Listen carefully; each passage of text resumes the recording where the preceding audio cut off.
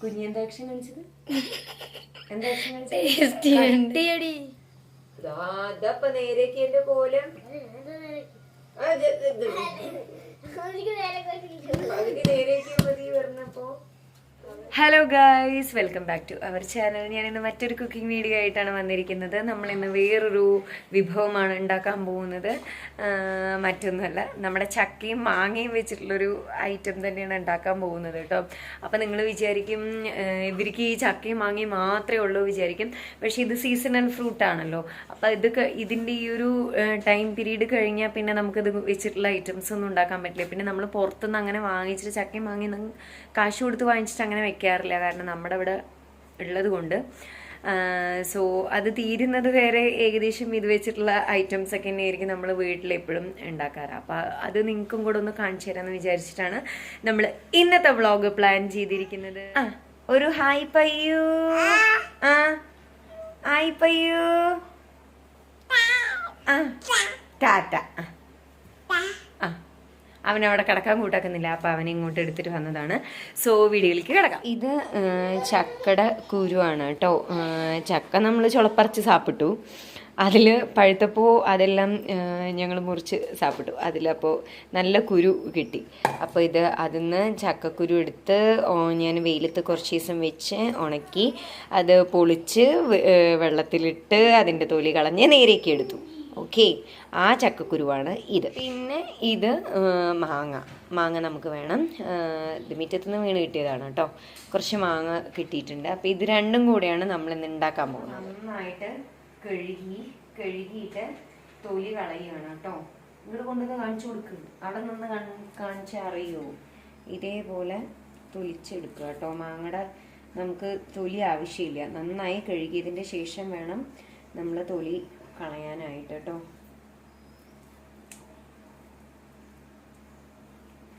കൈയൊക്കെ വൃത്തിയായി കഴുകിയതിൻ്റെ ശേഷം മാത്രം ചെയ്യാം. പിന്നെ അതേപോലെ തന്നെ മാങ്ങയിൽ കേടുണ്ടോ എന്നുള്ളത് നോക്കിയിട്ട് വേണം നമ്മൾ അത് തൊലി ചീന്തുമ്പോൾ നമുക്ക് അറിയാം കേടുണ്ടോ ഇല്ലേ എന്നുള്ളത്. തൊലിന്ന് വീണ് കിട്ടുന്നത് അതുകൊണ്ട് ചിലതിന്. അതിലേക്ക് നമുക്ക് കുറച്ച് മഞ്ഞൾപ്പൊടി പാകത്തിന് ഇട്ട് കൊടുക്കാം. മഞ്ഞൾപ്പൊടി ഇട്ട് കൊടുത്തു. ഇനി നമ്മൾ കുറച്ച് മുളക് പൊടി ഇട്ട് കൊടുക്കണം കേട്ടോ. എരിവിനനുസരിച്ചിട്ട് ഇതിലധികം എരിവ് വേണ്ട, ലേശം മുളക് പൊടി ഇട്ട് കൊടുത്തു. ഇനി നമുക്കതിലേക്ക് വേണ്ടത് ശർക്കരയാണ്. അപ്പം എൻ്റെ കയ്യിൽ ശർക്കര ഇല്ല, അതുകൊണ്ട് ശർക്കര പൊടി ഉണ്ടായിരുന്നു. ശർക്കര ഉണ്ടെന്നുണ്ടെങ്കിൽ മാങ്ങയുടെ പുളിപ്പിനനുസരിച്ചിട്ടാണ് നമ്മൾ ശർക്കര ഇടേണ്ടത്. ശർക്കര പൊടി കുറച്ച് ഇട്ട് കൊടുക്കുന്നുണ്ട്. ഇനി ഇതൊന്ന് ഒരു 3 വിസിൽ വേണ്ടി വരും എന്തായാലും. അപ്പോഴേ ആ ചക്കക്കുരും മാങ്ങയും കൂടി ഒന്ന് കറക്റ്റായിട്ട് കിട്ടുള്ളൂ, വെന്ത് കിട്ടുള്ളൂ. അപ്പം നമുക്കിത് അടച്ചു വെച്ചിട്ട് ഒരു 3 വിസിൽ അടിക്കും. അപ്പോൾ 3 വിസിലടിച്ചു. വിസിലടിക്കുന്ന സമയത്ത് നല്ല മാങ്ങടിയും അതേപോലെ തന്നെ ശർക്കരയൊക്കെ വെന്തിൻ്റെ നല്ല മണം, അതിൻ്റെ ആ മിക്സിൻ്റെ മണം വരും കേട്ടോ. അപ്പം നമുക്കിതൊന്ന് തുറന്ന് നോക്കാം. ഇത് തുറക്കാൻ കിട്ടുന്നില്ലല്ലോ. ഹലോ, നല്ല മണം വരുന്നുണ്ട്. ഇനി ഇത് നമുക്ക് ഒന്നുകൂടെ ഒന്ന് തിളപ്പിക്കണം. ഞാനപ്പോൾ ഈ കുക്കറിൽ തന്നെ ഞാൻ ഒന്നുകൂടെ ഒന്ന് തിളപ്പിക്കാനായിട്ട് വെക്കുകയാണ് കേട്ടോ. മാങ്ങയും അതേപോലെ തന്നെ ദണ്ട ചക്കക്കുരുവൊക്കെ നന്നായിട്ട് വെന്ത് കിട്ടിയിട്ടോ. ഇനി നമുക്ക് അതിലേക്ക് കുറച്ച് മോരാണ് ഒഴിച്ചു കൊടുക്കേണ്ടത് കേട്ടോ. നല്ല പുളിയുള്ള മോരാണ് വേണ്ടത്. മോര് ഒഴിച്ചു കൊടുക്കാം. എന്നിട്ട് അതിലേക്ക് ആവശ്യത്തിന് ഉപ്പ് ഇട്ട് കൊടുക്കണം. മോര് ഒഴിച്ചതിന് ശേഷം മാത്രം ഉപ്പിട്ട് കൊടുക്കുക. ഓക്കെ, ഉപ്പ് ആവശ്യത്തിന് ഇട്ട് കൊടുക്കുക. ഇതുണ്ട് ഉപ്പിലേക്ക് കൊണ്ടുവന്ന സ്പൂണാണ്. ഇവർക്ക് ഐസ്ക്രീം വാങ്ങിച്ചപ്പോൾ കിട്ടിയ സ്പൂണിന് അവർ ഉപ്പിൽ ഇട്ട് വെച്ചിരിക്കുകയാണ്. ഉപ്പിൻ്റെ പാത്രത്തിലത്തെ സ്പൂണൊക്കെ എവിടെയോ പോയി. വലിയ സ്പൂണാണ് ഉണ്ടായിരുന്നത് ഉപ്പിൽ, ഇപ്പം അത് ചെറിയ സ്പൂണായി. അയ്യോ, ഇപ്പം ഞാൻ എത്ര സ്പൂൺ ഇട്ടു ഉപ്പ്? വർത്തമാനത്തിൻ്റെ ഇടയിൽ അത് മറന്നു. 3 നോക്കിയിട്ട് പിന്നെ വേണമെങ്കിൽ ഇടാം. ഇനി അത് അധികമായ അതിലും പാടാണ്. ഉപ്പ് കൂടിയൊന്നും ചെയ്യാൻ പറ്റില്ല. കമ്മിയായാൽ പിന്നെയും ഇടാം, കൂടിയാൽ പിന്നെ ഒന്നും ചെയ്യാൻ പറ്റില്ല. ഓക്കെ, അപ്പോൾ ഉപ്പിട്ടു. ഇനി നന്നായിട്ട് തിളപ്പിക്കാം കേട്ടോ. അപ്പം നമ്മുടെ മാങ്ങയും അതേപോലെ തന്നെ ചക്കക്കുരു വെന്തു. നമ്മൾ എന്താ ഒഴിച്ചു? മോരൊഴിച്ചു, ഉപ്പ് ഇട്ടു. അത് നല്ലോണം തിളച്ചു കേട്ടോ. എന്താ മണം, മണത്ത് വെക്കടി. മണമില്ല പറഞ്ഞവരൊക്കെ വന്ന് മണത്ത് നോക്കണം. മണമില്ല അത്രയും. മണമുണ്ടോ? നീ മണക്കണ്ട, നീ പോ. ഓക്കെ, ഇനിയിപ്പോൾ അത് തിളച്ചു കേട്ടോ. ഇനി നമുക്ക് അതിലേക്ക് നമ്മൾ നേരത്തെ അരച്ചു വെച്ച തേങ്ങ ഉണ്ടല്ലോ, തേങ്ങയും ജീരകവും കൂടി അരച്ചു വെച്ചത് അങ്ങോട്ട് കൂട്ടാം. കണ്ടോ, ഈ ഒരു പരുവത്തിൽ ഒരുപാട് വെള്ളാക്കിയിട്ട് അരക്കണ്ട. തേങ്ങ ജീരകവും കൂടി അരച്ചത് അതിലേക്ക് ഇടുക.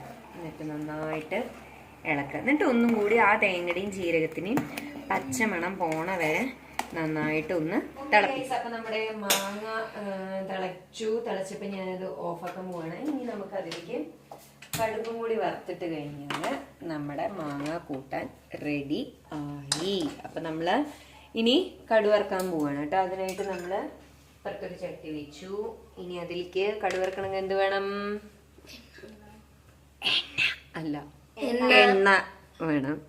സോ കുറച്ച് എണ്ണ ഒഴിച്ചു കൊടുക്കുക. വെളിച്ചെണ്ണ ഉണ്ടെങ്കിൽ വെളിച്ചെണ്ണ എടുക്കുക, അപ്പോഴാണ് ടേസ്റ്റ്. അപ്പോൾ എണ്ണ ചൂടായി, നമുക്ക് അതിലേക്ക് കുറച്ച് കടുക് ഇട്ട് കൊടുക്കാം.